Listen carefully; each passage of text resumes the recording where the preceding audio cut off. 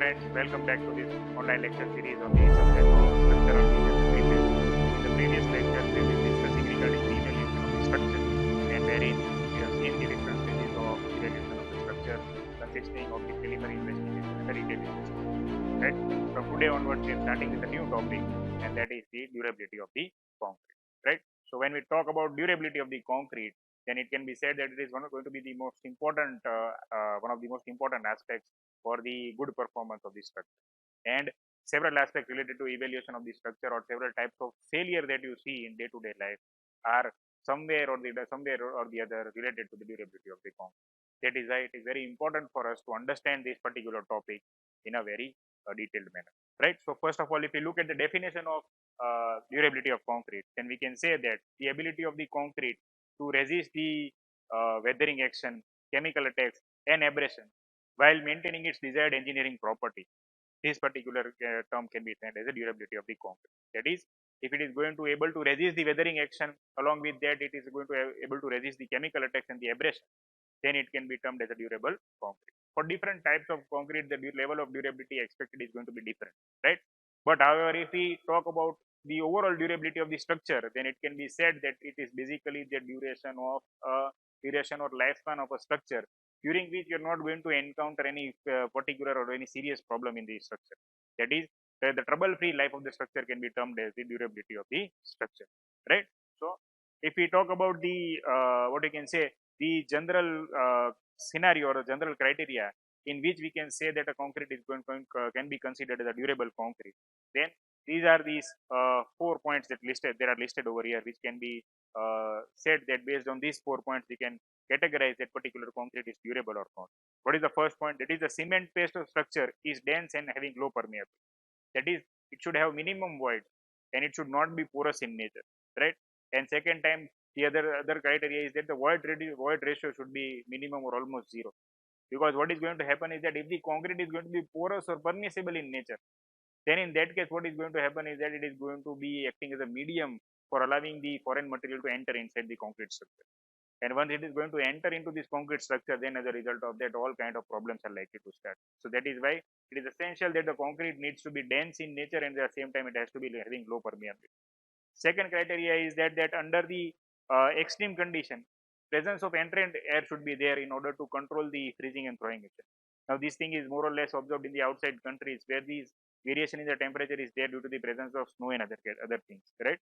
So as a result of that, if the entrant air is going to be present inside the concrete, then it will resist the movement of any other further foreign materials inside the concrete surface, and as a result of that, the durability can be assured. The third point is that it should be made from well graded aggregate.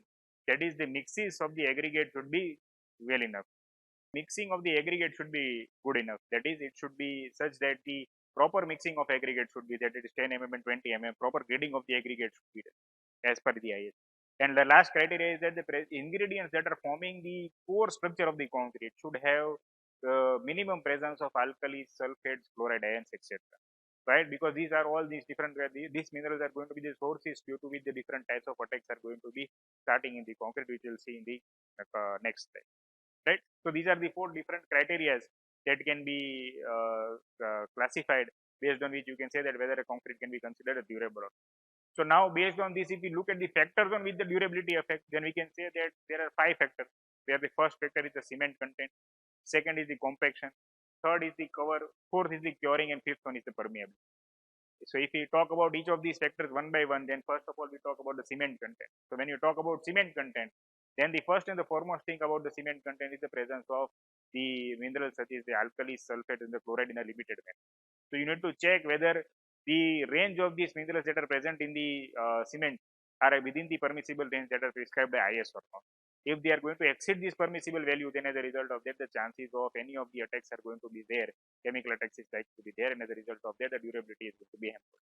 Second is the compaction. So again, if you talk about compaction, then it is related to the first point, that is it will result into a dense concrete and at the same time having low permeability.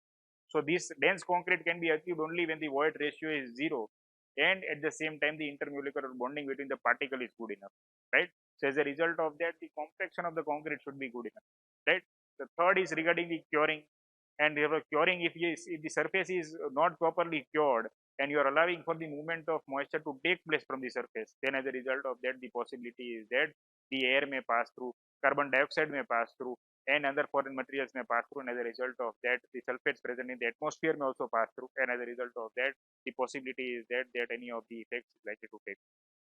And at the same time, the one more other important aspect regarding the construction is regarding the provision of cover. We several times we see that the contractors on site take this particular aspect in a very light manner. But however, this you can say concrete can be considered as one of the barrier. This concrete cover that you are going to provide in any of the structural elements is a barrier between the foreign materials and and the inside structure of the concrete. Right. So if you are going to provide this cover, then as a result of that, it will take that much more amount of time to travel through the surface of concrete and beat the inner layer if the concrete is going to be porous or permeable. So that is why always the provision of cover is very necessary, and it is one of the important factors that will affect the durability of the concrete. And last is regarding the permeability of the concrete, that also we have discussed that if the concrete is going to be permeable in nature, and if it is going to have high permeability where the movement of particles and movement of moisture is allowed, then as a result of that, the attack of durability cannot be covered. Right. So these are 5 factors based on which the durability of concrete is classified. Now, if we talk about the general categories or different types of durability, then we can say that basically we can classify the durability into 2 categories. So the first category is physical durability and second is the chemical durability. Our focus here is going to be more on the chemical durability aspect. But however, if we look at what comes under the physical durability, then there are 3 cases. First is the freezing and thawing cycle. Second is the presence of high permeability of water in the concrete.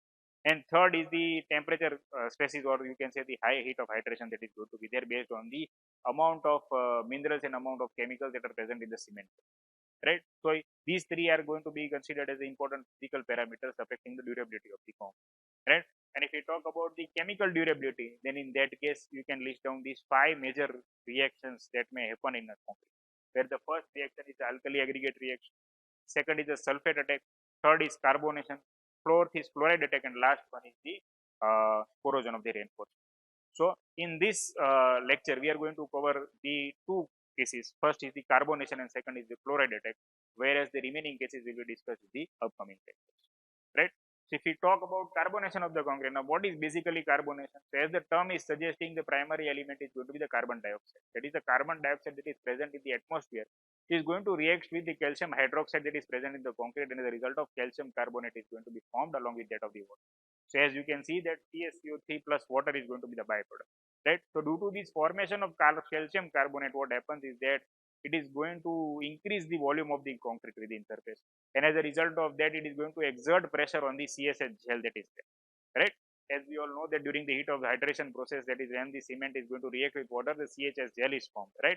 And it is this CSH gel which is going to be the core element or the core reaction due to which the strength of concrete and the strength of cement is derived, right?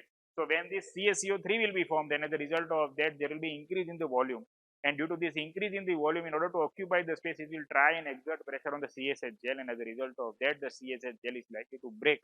And once it is going to get reduced, then as a result of that, the strength of the concrete is also likely to, right? And why this reduction takes place? Because in this entire process, what happens is that the OH minus ions are also consumed, and due to whenever the OH minus ions are going to consume, then as a result of that, the overall pH value of the concrete is also going to reduce. And when the pH value of concrete is going to reduce, then as a result of that, all kinds of problems are likely to be initiated, right? And it is said that the carbonation is highest in a pH between 50 to 80%. That is, if the range of the pH value is below 8, then in that case, the carbonation cannot be avoided in case of concrete. And if you perform a physical test of concrete for the carbonation of concrete by dropping a few drops of phenoxyetylene on the core sample of the concrete, if it is going to change the color, then you can say that it is carbonated. If it is not changing the color, then it is not carbonated. So similarly, here in the figure, you can see that the sample is there where the carbonation test is done on the surface and a purple color is observed on the concrete surface. And next, we talk about the chloride attack. So as I said that one of the most important attacks which we need to keep in mind for the good durability of the concrete is chloride attack. Why? Because chloride attack generally results in the corrosion of reinforcement. And it has been observed that more than 40% of the failure of the structures that we see in our day-to-day life are due to the corrosion of the reinforcement. That is why chloride attack is also a very serious issue that we need to keep an eye. So what usually happens is that whenever this reinforced concrete is this reinforcement is surrounded by the concrete, then due to the high alkalinity of the concrete, there is a protective layer that is formed around this what you can say the reinforcement. But due to this starting of the chloride attack, or due to this presence of this carbon dioxide and other uh, materials that are going to pass through the surface of the concrete and reach in its side, then as a result of that, what is going to happen, this passive layer around the concrete is passive layer around the reinforcement is going to break, and as a result of that, what is going to happen is that the corrosion of reinforcement is likely to start, right? So if you look at the criteria there which the IS 456 is IS 456 2000 is 2000 is telling regarding the provision of chloride content in concrete, then you can say that in the first case the value is very less, that is around in the 0.4, then it is coming 0.6, and if it is not containing any embedded metal, for example the second case you can see that the plain concrete or reinforced concrete containing embedded metal, there in that case the value is very low, that is allowed, that is a permissible value of chloride content that should be there. And if the embedment of reinforcement is not there, then you can go as high as 3 as per the as high as 3 as per the provision of IS 456. So you need to keep a check on these particular aspects. And here you can see a schematic representation of how actually the process takes place. That is the carbon dioxide, the sulfate, and the chlorides that are present in the atmosphere. We try and reach the surface of the concrete. If the surface is going to be porous in nature, or if it is going to be permeable in nature, it is not going to be dense enough, then as a result of that, in the second stage, the process of carbonation will start.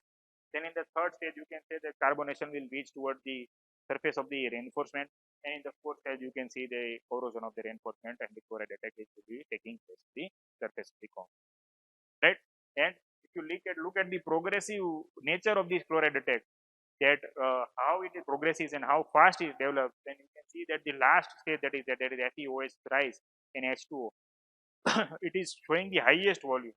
So gradually you can see that from top to bottom the volume is of the chloride is going to increase with every passage of time inside the concrete surface, and as a result of that, when it is going to increase, then it is going to try and occupy a space within it. And when it is trying to try and occupy the space, then it will try to break the intermolecular bonding between the particles, and the result of that, the strength of the material or strength of the concrete is also likely to be affected, right? And lastly, if we look at what can be the remedial measures through which we can control the chloride attack, then 4 remedial measures are there, where the first remedial measure is that use of cementitious material. For example, fly ash, silica foam, GDBS, these kind of materials can be used, as a result of which the chloride attack can be avoided. Then increasing the concrete cover to the steel, that is also an important factor, as we have seen, because more the thickness of the cover, more time it will take for the foreign material to reach the inner surface of the concrete. Then use of corrosion inhibiting admixtures, that is also a possibility, that is the calcium nitrate, benzonate, or the sulfates can be used and during the concrete mix, and as a result of that, the life cycle of reinforcement can be increased.